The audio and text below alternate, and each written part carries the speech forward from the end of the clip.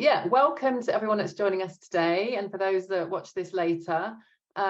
This is a really exciting topic, and I was very lucky enough to meet Lara recently, and we had a couple of conversations, and I thought, oh, it was such a good conversation, and I just thought, this is great. Let's try and recreate this conversation and share it with some other people.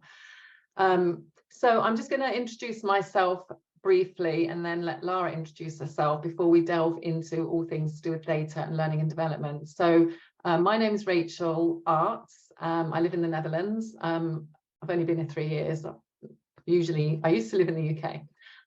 But my background is like 25-ish years in learning and development roles. And I've been fortunate enough to build learning and development functions from nothing. So in 2 occasions, I went into an organization and there was no L&D function, and I had the chance to build it up from scratch. And then you're putting in systems, you're putting in all the basics, the foundation, and then as the years go by, you can get more and more sophisticated. And I think going on that journey, I've been able to learn a lot of things. But I didn't ever have anyone to teach me about metrics and data, and I had to learn by doing, using a very common sense approach and looking at what was needed. And I've really noticed in recent years, how much is out there now, how much is being talked about metrics and data. And I think that's because we've got bigger systems now, we've got better systems, so there's more that's possible. But I'm a big believer in you have to understand the basics and know what you need before you can get to that. So anyway, I was meant to be doing an introduction. I started going on too much already, but so yeah, I've worked in L&D roles. I now work for myself through my business Talentstorm, and we do a mixture of consultancy and training for a wide range of clients, mostly in the UK or some in the Netherlands as well. So that's a little bit about me. So Lara, would you like to tell us about you? Yeah, absolutely. So I have not quite racked up as many years working as you yet. That's definitely not an old thing. It's always a good thing. But I have about 10 years and I've done quite a mix of things. So I've consulted with clients, but I've also worked in-house as well on LMS implementations, and that was an international project, which is fun. I've also done a lot of kind of HR and data reporting specialist roles.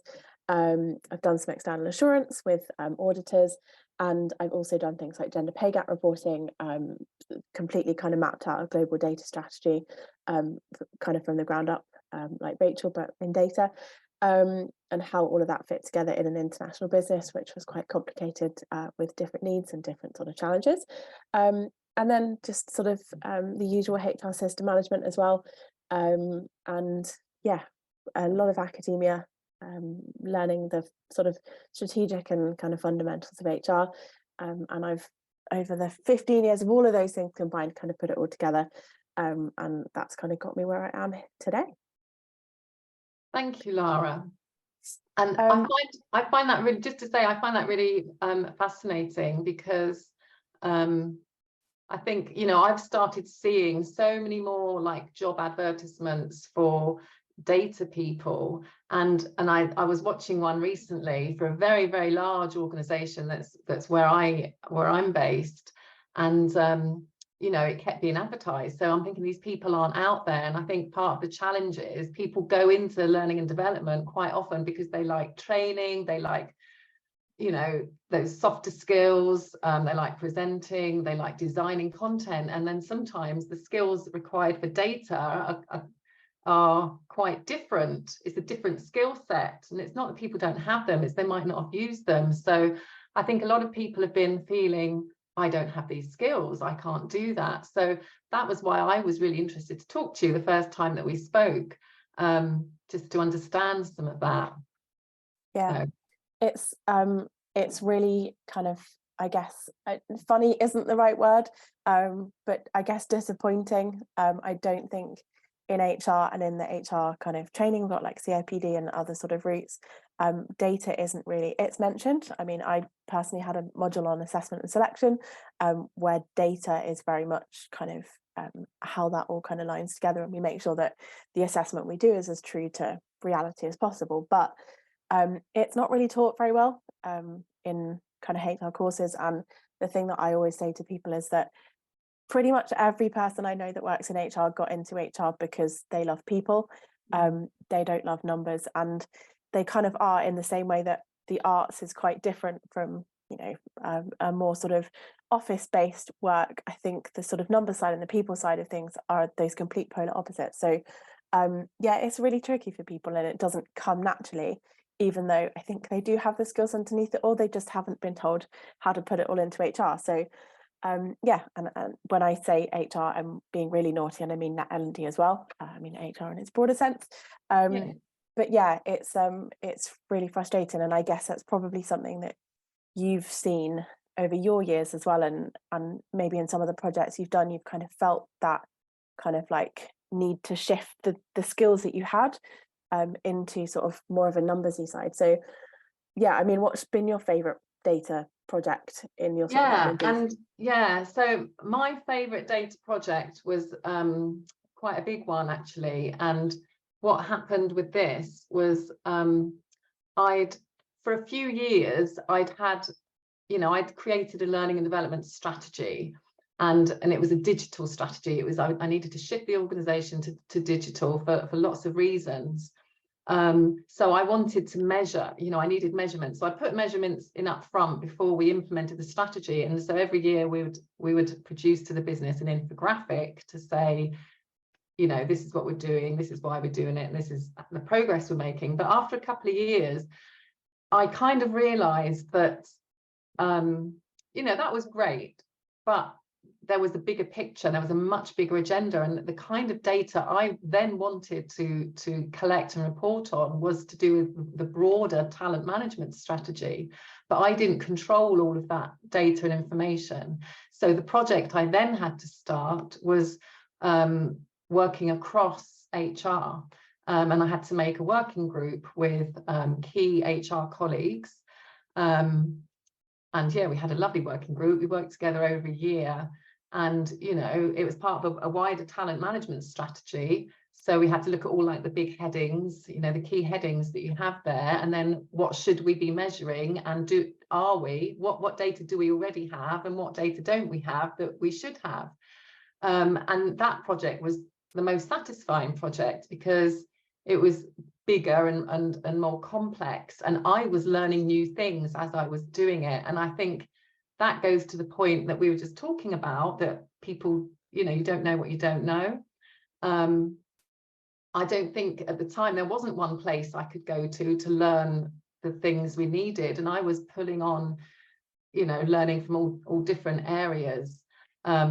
But we did come up with the metrics, and we put them in one year. We made an annual measurement, and then the next year you could benchmark.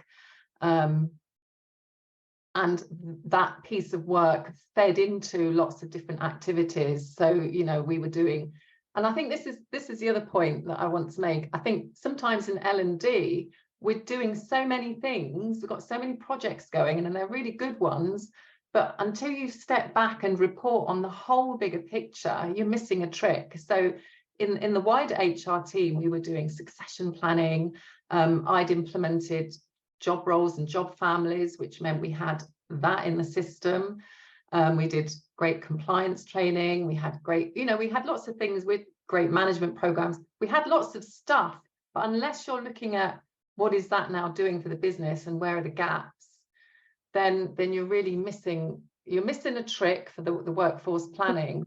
But you're also missing shouting your own trumpet to the business and saying, look, we're adding real value. It's not just happy sheets. We're adding value to the business, identifying where the skills gaps are and where the skills needs are and filling them. And that's the important bit. So that was my most satisfying project that I did. That's right. It's really interesting you said about having to actually go out to all of the other kind of specialties, I guess, of talent acquisition and succession planning and all that kind of stuff. Because I was speaking to someone just yesterday who's in reward, who said, I want to be a bit more data-led and I'm trying to figure it all out. But so much of the data that I might want to use isn't data that I hold. Like they were really keen to link it to business performance, for example, and profitability and all of that kind of stuff. finance were not giving that up, either because they didn't have the information quickly enough, or they just weren't willing to give it up. So there's definitely like challenges of, you know, you're only one department, you only have so much of the information, and there has to be like some way of bringing everyone together to say, actually, as a whole, what do we need to do? And, you know, as an HR team, we kind of know that everything that we do across the whole of HR is all about bringing in the right people, looking after them when they're with us, training them, giving them the right benefits and pay and progression and all of that kind of stuff. And then hopefully, you know, some of them will exit, but it's managing that entire flow from start to finish. And each one of those areas, like talent acquisition, reward, training, is only one tiny little piece of the puzzle. And just because you're doing training on a particular topic, or, you know, you're thinking about the metrics for your training, it does relate to like the skills that are coming into the business. So if the talent acquisition team are doing a really rubbish job of bringing in skilled people, it doesn't matter how much you train them, it's still not entirely your challenge to fix. So you have to bring everyone together, and that's, I guess, one of the biggest and hardest bits of the puzzle. Yeah, and I think that's why for me, I needed to say to my colleagues, actually, we need a talent management strategy, because they'd not had one at that point, because we weren't big enough, or, you know, hadn't evolved that way. And once we'd got the strategy, then you can say, how do we measure? But a lot of work had to go in to get to that point. So I remember I ran a 2-day course on, I think I called it Introduction to Talent Management or something. And it was a blend of talent management principles and workforce planning. And I invited all my senior colleagues in the HR team, so HR business partners. So I invited them, and I invited all the directors in the business, because I wanted everyone to be on the same page.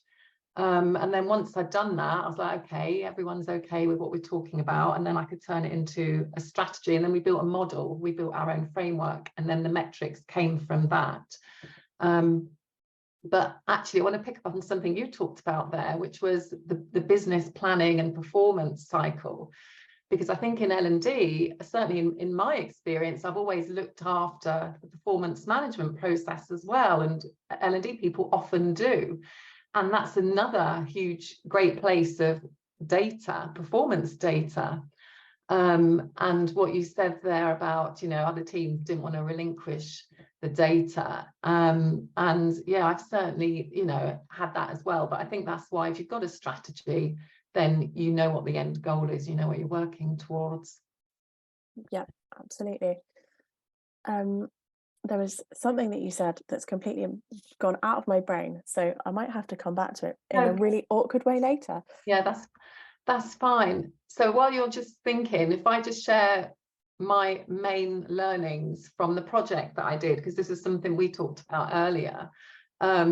So I think for me, it wasn't about focusing on traditional metrics, because there were lots of measures already in the team. When I was there, they were measuring things, you know, the standard things like turnover and retention and this and that, but they're just kind of routine things. So for me, it was focusing on the strategic and the transformational data, things that talk about transformational outcomes. So it was starting there. I also, what was really fascinating to me was every time I had a working group meeting with my colleagues, and bearing in mind the colleagues that were on the working group weren't senior people, it was the administrators, so it's the people that manage the systems. I would be terrified every meeting, because it wasn't a situation I was going to the working group knowing what the answers were. I was going to pick their brains and say, well, this is what we need to tell. This is the story. This is what we're trying to find out. What's the best way to do it? So I couldn't go in with the answers. It was going in and having a discussion. So I think sometimes we have to be prepared just to be creative and accept that we don't know the answers. We don't know the best way to demonstrate something, but let's talk to a bunch of people. And it's okay just to brainstorm and look at options, look at what we've got, look at what data we can get easily, what data we can get that's not so easy, and then you work out a way.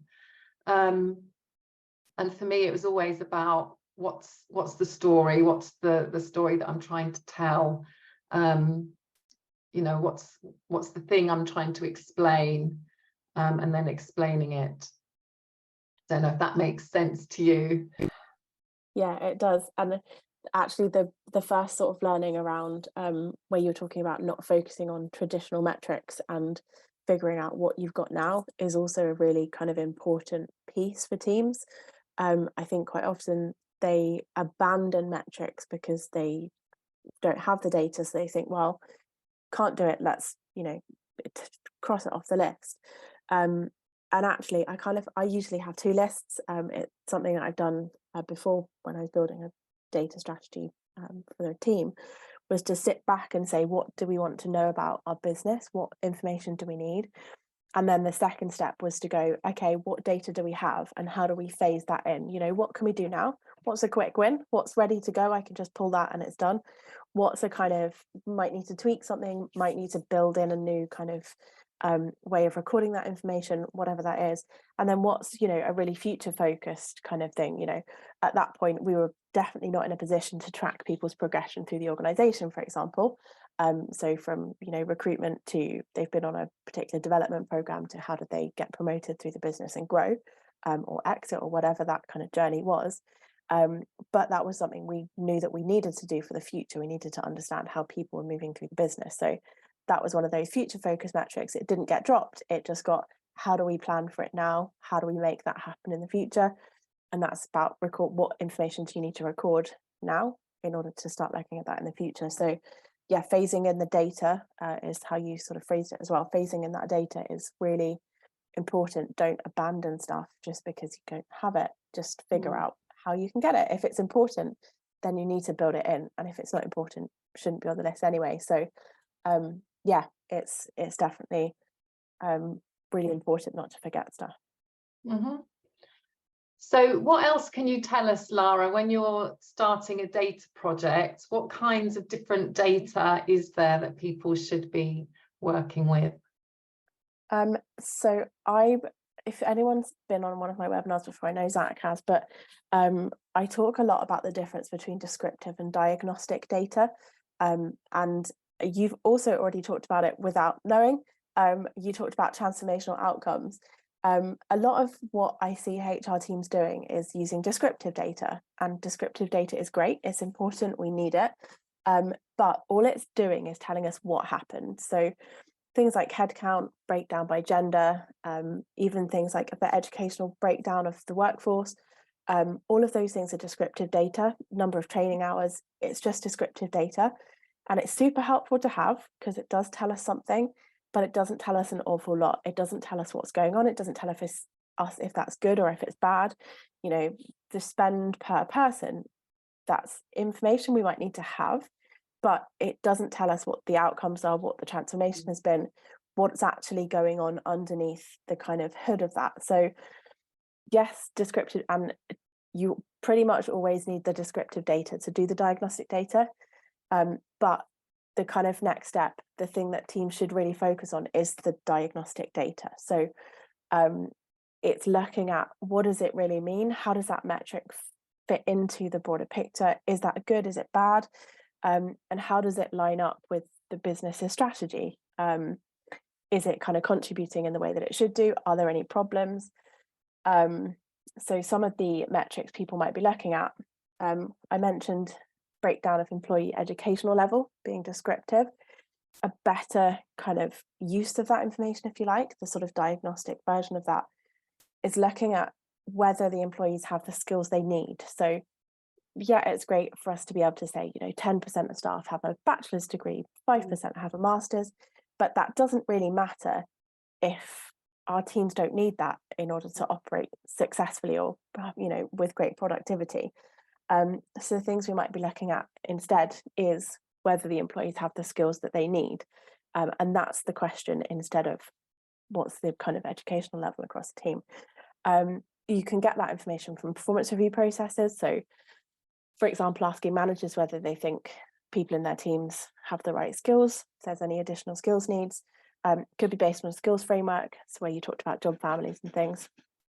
That could kind of lie into that as well. But that focus on diagnostic data as opposed to descriptive data is super critical, and is the difference between, I think, really good decision making in HR, data-led decision making, and just we've got data, but it's not actually informing the decisions we make.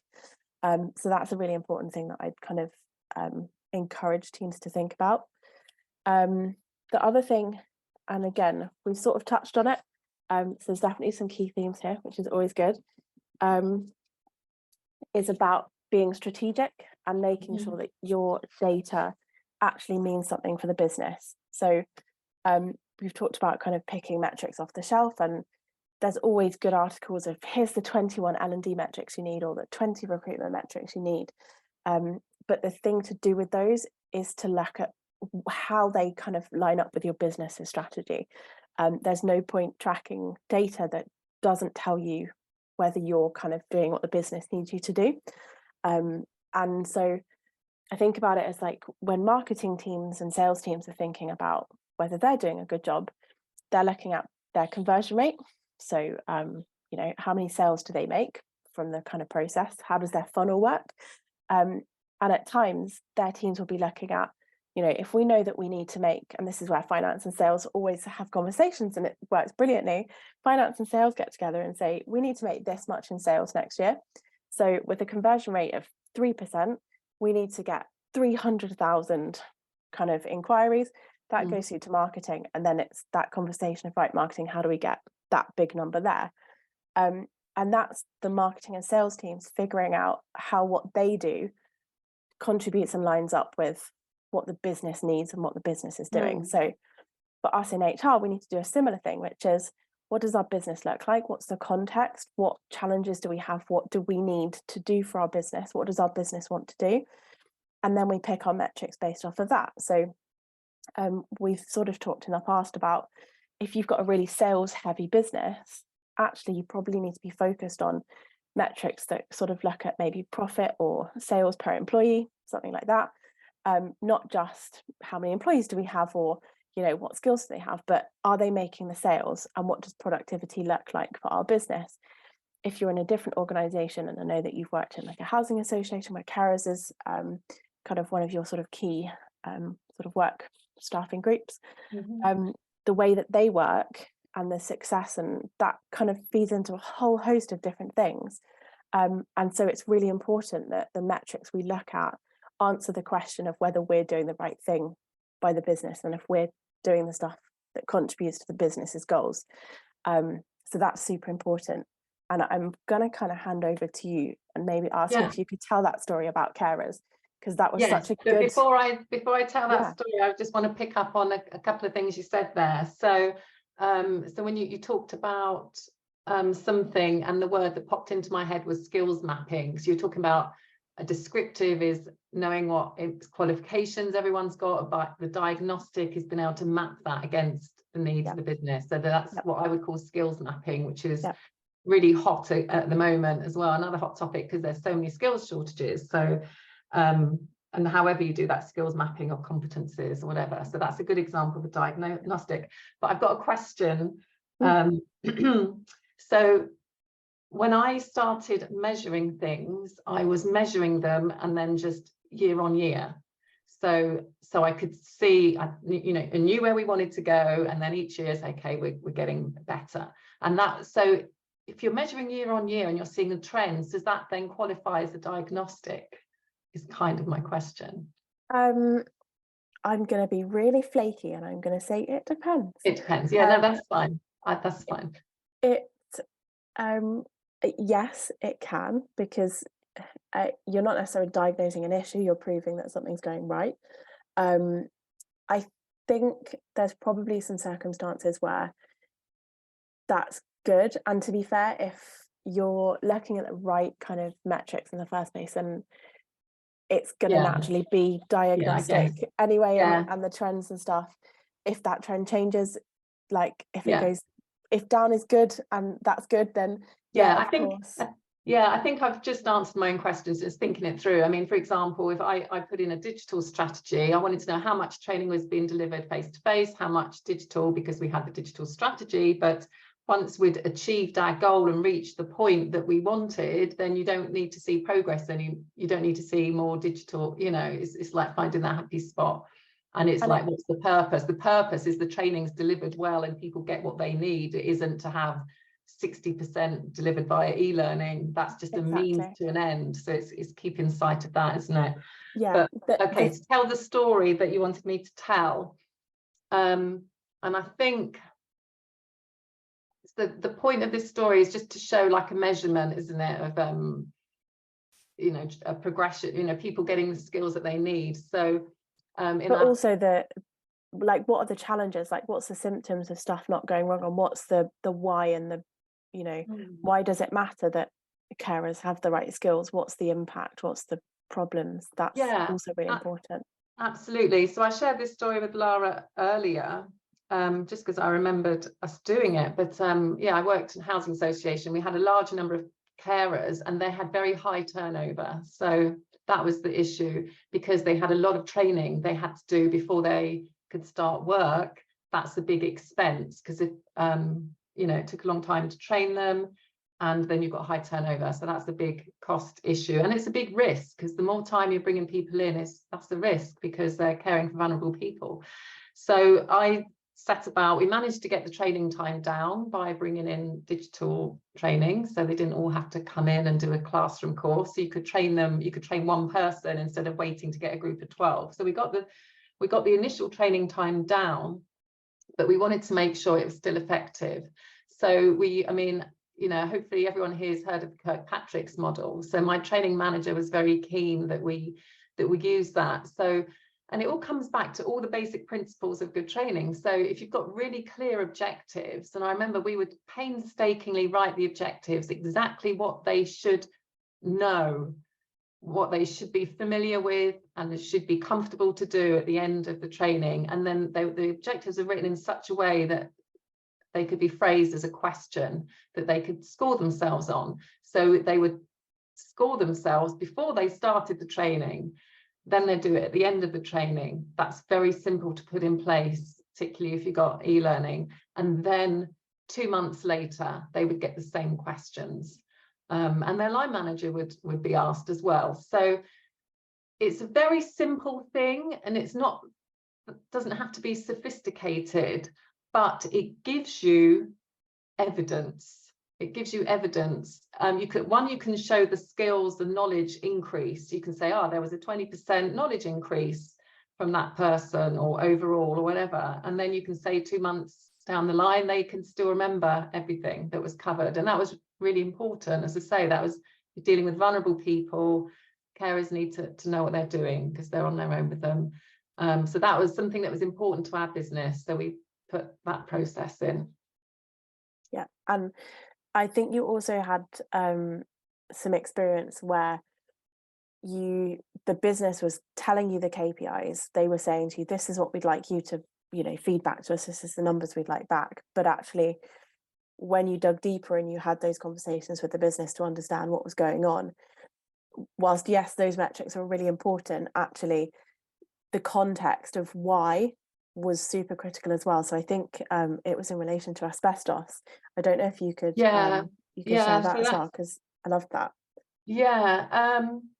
Well, I think there's 2 stories here. So the KPIs one I'll just touch on, and I don't know what anyone else has experienced with, but I've literally never worked in an organization where they never ask you, they never say, what would you like as the KPI? Very rarely. Usually it's sort of someone else has come up with it, and then you're told this is your KPI, and you're like, what? How can that be our KPI? That's not representative. That's just the happy sheets, you know. So I've always had to kind of push back on the KPIs and try to, again, go higher up and make it more strategic. And the place that I found very useful for the bigger picture information is an activity that I never even did, and that was the employee survey.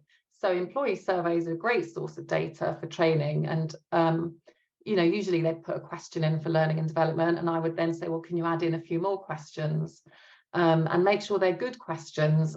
And I always used to get added in something along the lines of, you know, do you know where to look for training if you need more help with something? And if, you know, not everyone accesses all the contents of the learning management system. But if they know where to go, if they needed it, then that's enough. It means you've signposted, and it means they know it's there when they need it. So I would always get that question in. So employee surveys are good for those big picture metrics for sure, which could then be used for KPI.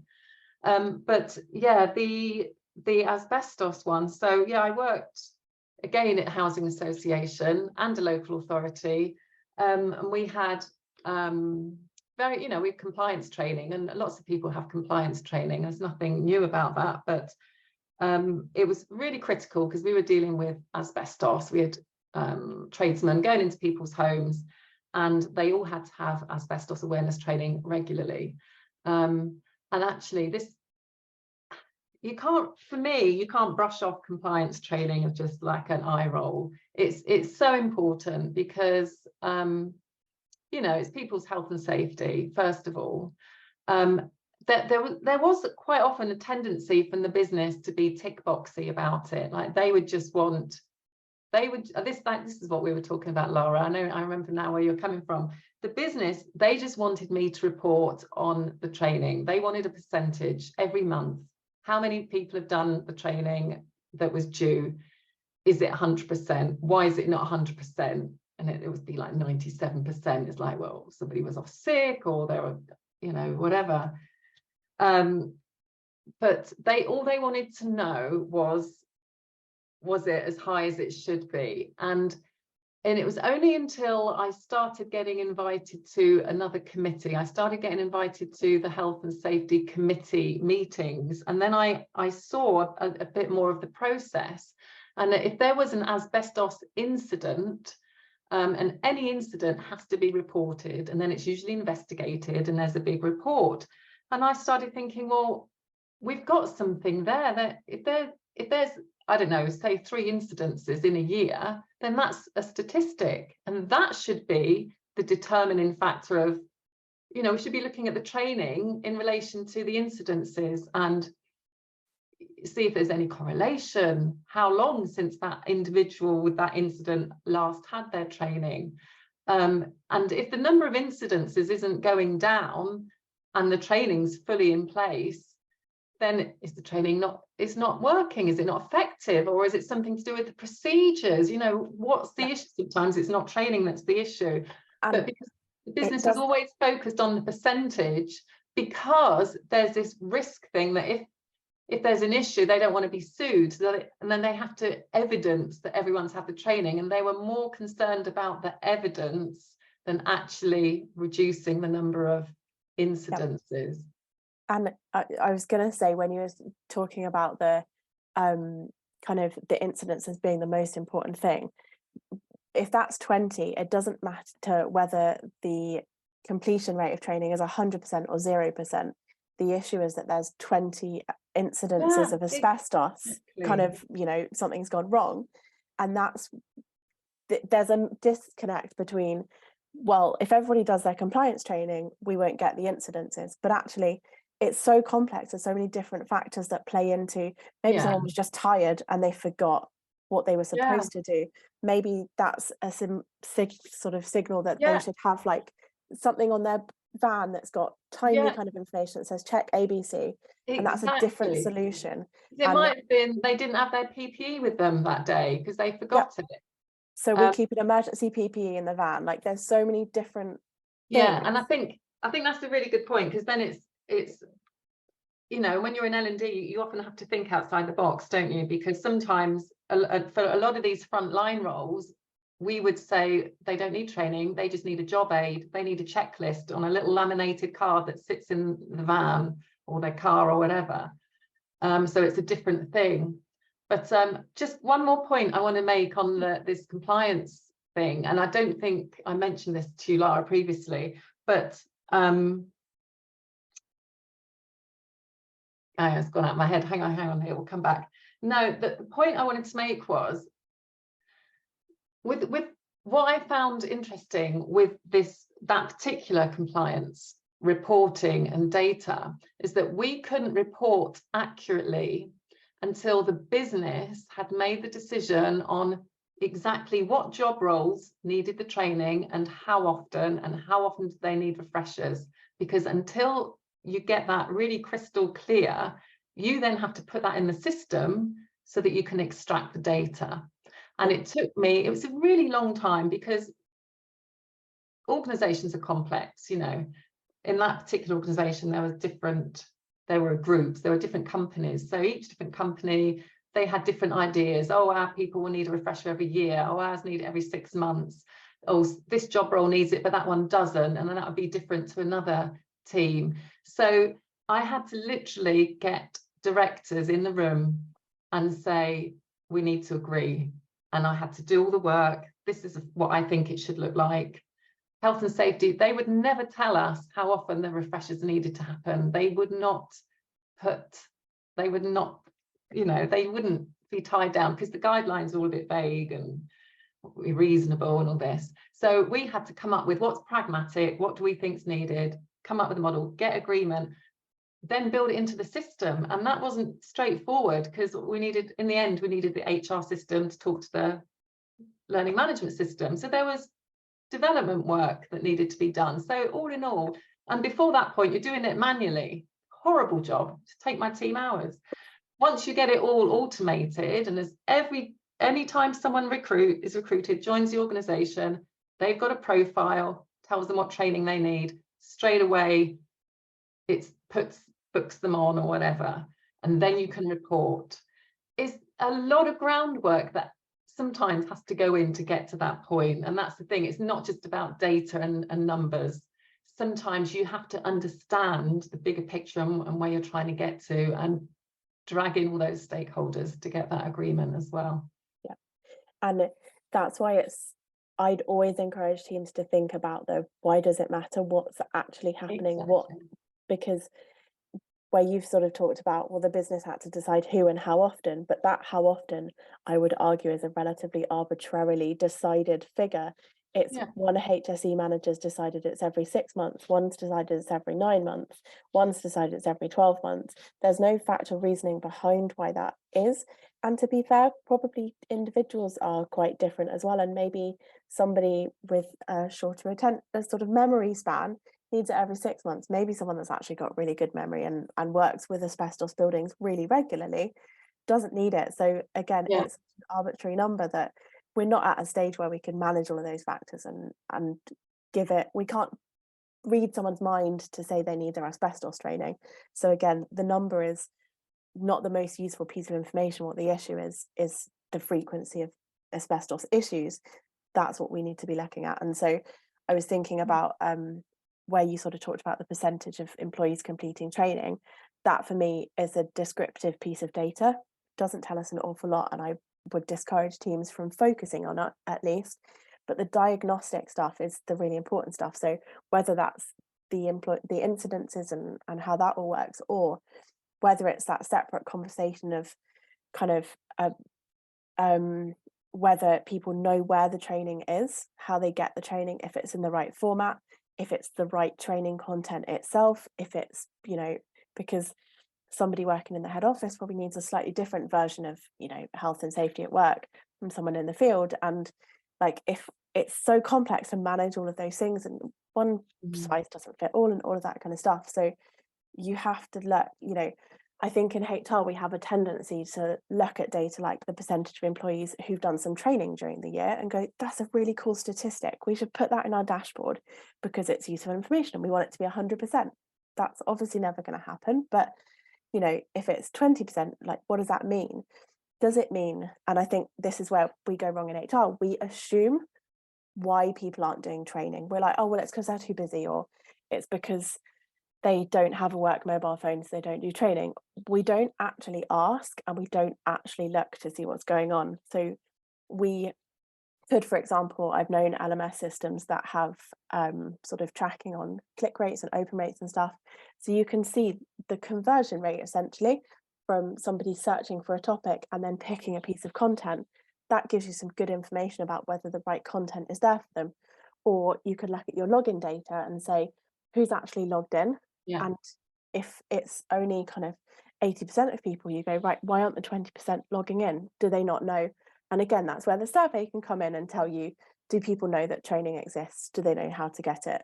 All of that kind of stuff. So instead of just going, great, we have 80% of people completing training, which means nothing because it doesn't tell you if that's good or bad. What else is going on? What other questions can we ask? What other information can we get?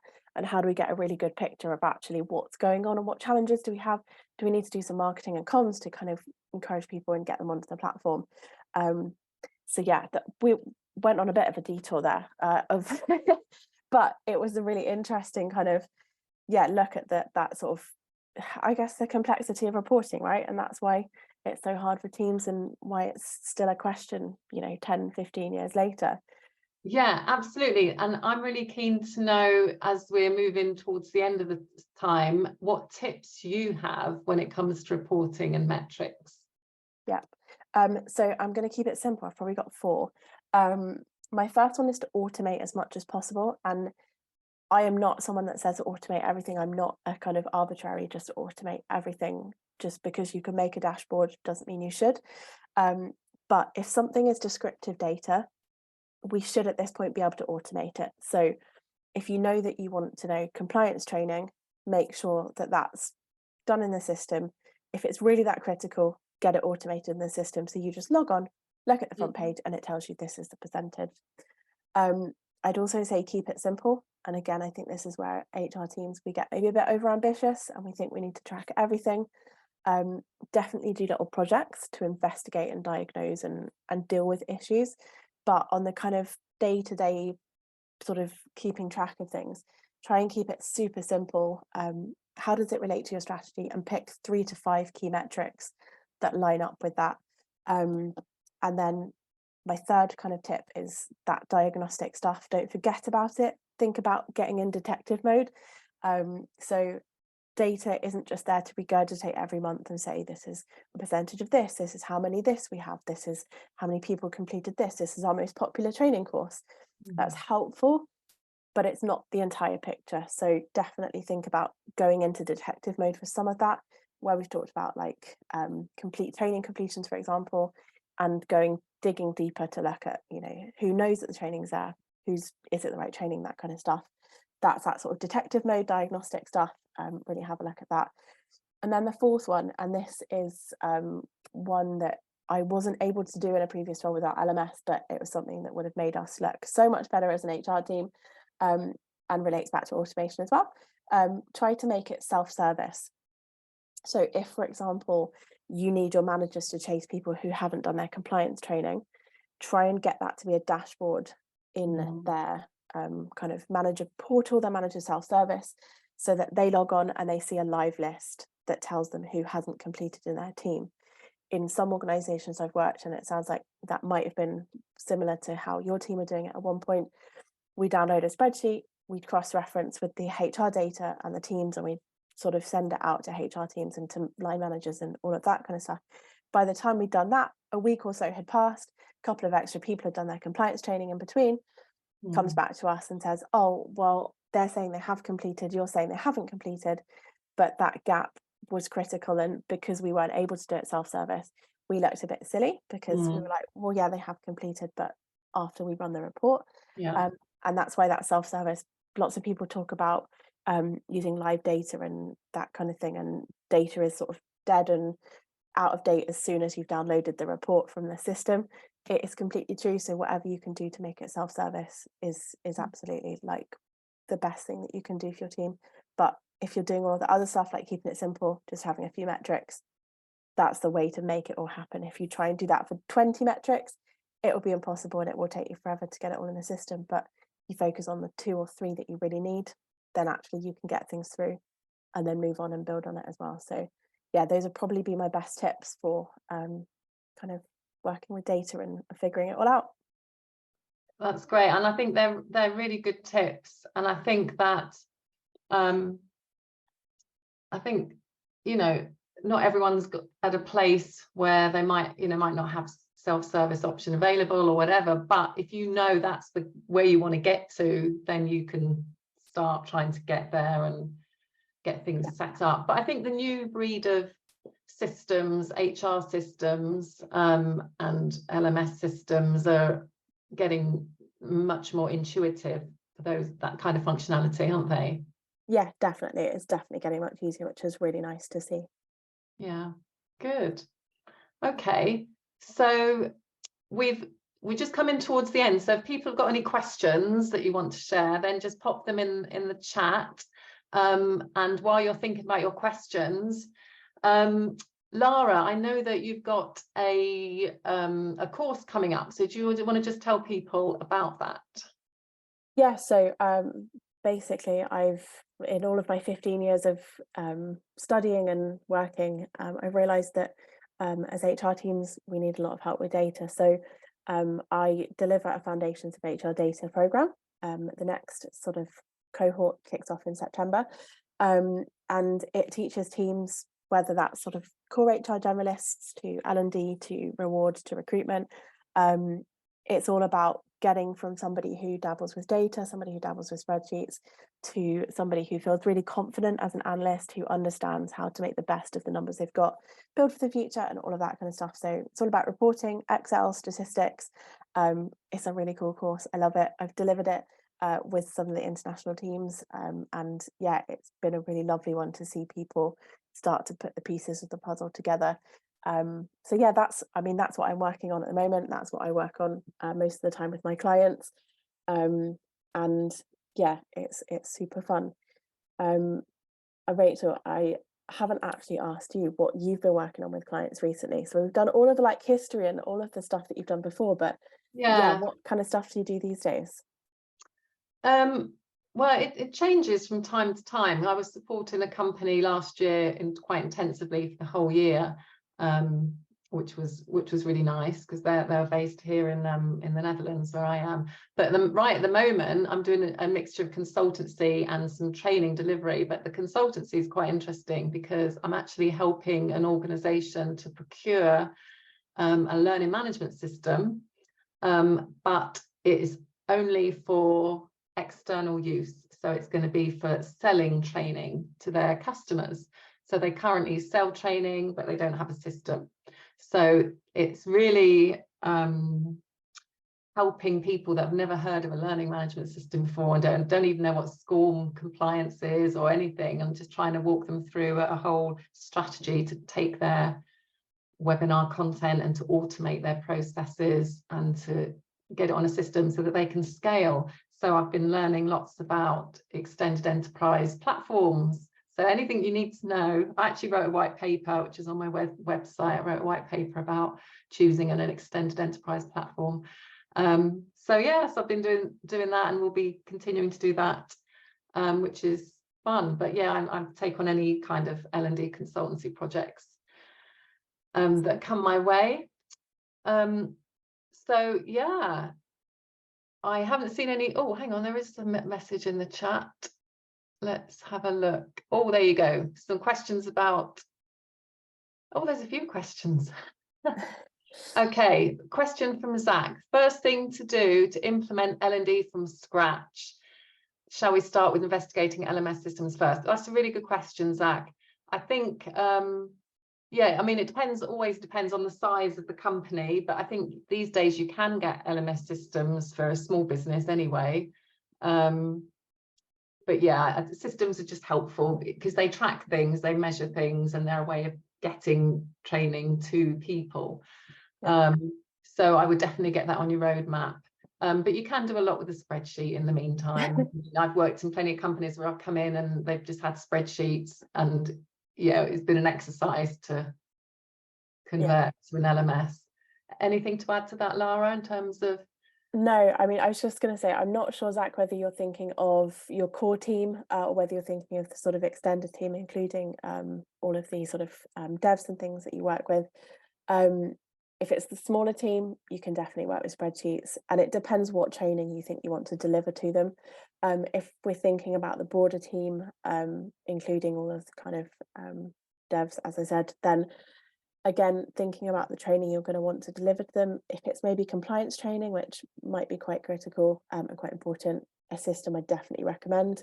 You definitely don't have to spend a lot, but it will save you an awful lot of faffing around with spreadsheets. I love spreadsheets. I could work with them all day, every day, but a system will make that a lot easier for you just to keep an eye on who's doing what and who hasn't done what. And I guess also kind of going back to what we've said about, you know, why are you doing it? What does it matter for the business? What do you need it to do? Will probably help you as well figure out whether a system is the right thing to do, or actually whether you need to focus your efforts on just getting the training to people. You know, if it doesn't matter that you record it and you know who's done what, then focus on getting the training to them. If actually you need to prove or show or, you know, give reports and records of who's done what, then I think a system is definitely somewhere to start with that. So yeah, I don't know if that's helpful. Yeah, I would just add, because if you're saying what's the first thing to do, then obviously any immediate training needs, that's priority, but just having a strategy and getting a sense, even if it's not written down on paper yet, just getting a sense of, you know, where do you want to be in 1 year, 2 years, 3 years, and what's the infrastructure that you think is needed longer term, and then you can start to get there. So definitely strategy. Comment from Rain: dashboards and self-service portals sound great. What tips do you have to getting sponsor management buy-in? Yeah, well, I've had to do this a number of times to get buy-in, and you know, it can take a long time. It's taken me, you know, 1 year to 2 years to get buy-in for an LMS, because it's a big expense and people have to understand what it does. So then it's all the costs. For me, it's always about the costs, the cost benefit scenario, and like Lara just said, you know, reducing errors. Manual spreadsheets are not great, and it's not live data. So I would build a good cost benefit analysis, and just you have to do that stakeholder engagement. I was looking at this yesterday, you know, who are the key stakeholders, who controls the budget, who could give you the green light, who could put a spanner in the works, and just spend time with them, to personalized presentation one-on-one, so they understand. You can benchmark, tell them what good practices, what other businesses are doing. So that's what I would suggest there. And then the question about the cost of your program. So yeah, I don't know if you want to just say a bit more, Lara, about how many weeks it's spread over and how it's structured. Yeah, I'm just going to add one more thing to the bit about dashboards, because actually, so no one ever wants this to happen, but occasionally you will get a big issue where perhaps you've reported to like an external compliance. So if you're regulated, for example, by like a financial body or something like that, and you end up reporting some really horrendously wrong data and it turns into a big catastrophe, that's always a good opportunity to say to the team, look, that happened because we're working manually. We need some system support. We don't want this to happen again, do we? As I said, no one ever wants that to happen, but if it does happen, it's a good opportunity to have that conversation and say something needs to change, and start that conversation. But even at that point, the most important thing, and it gets a bit inception-y if I'm honest, but it's when you start keeping data on data. So if you think about how long it takes your team to complete tasks, I guess it's the 21st century version of a Ford sort of time and motion study, but you know, how long does it take your L&D team to complete the compliance report? And if it takes them a week to pull the spreadsheets together, align all of the data, send it out to HR teams or to business partners or to managers and say, we need, you know, these people to do their compliance training, that's a lot of people's work. And if you're doing that every month, that's a week of every month that is wasted. 2 people running around with spreadsheets when they could press a button and get a report from a system that's been integrated. So being able to prove, and again, the cost will never line up initially, because, you know, the cost of implementing a system or changing a system and then getting the APIs and things integrated between them, it's going to be a heavy upfront cost. But that's when you can say to the team, look, actually, maybe we don't need this role in the future and we can switch. We have a leaner HR team, whatever it might be. So having data to show that cost benefit stuff is really important as well. But yeah, sorry, just thought I'd add that little bit on the end just to sort of reinforce. Yeah, I agree with that 100%. But yeah, it's definitely inception, data on data.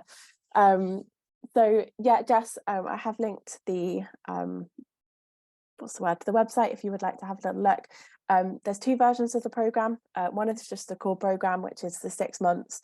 We do 12 workshops in that time, so once every fortnight. There's drop-in Q&A sessions as well, and throughout the sessions, so it's about a 90-minute workshop. I'll go through a particular topic, so that could be like the fundamentals, foundations, principles of HR data, best practice, ethics, that kind of stuff. There'll be some stuff on presenting data, probably 2 workshops on Excel, more generally on reporting and how to get it right, and the principles for things like, you know, consistency and stuff like that. Yeah, as I said, there's some Q&A sessions in between the main workshops. So that's the core program. And then there will be sort of example data sets and stuff that you can play with and start practicing and figuring out how all of that works, and a couple of different guides as well. And then there's sort of an additional program which includes some consulting time. So it's 4 days, but basically you can use that however you want. So if you'd like to have a more personal conversation about data in your organization, if you want to figure out data strategy, start mapping out processes and data a little bit, you know, more in detail with somebody, there's an opportunity to do that. If you'd like some more detailed training, we can do that.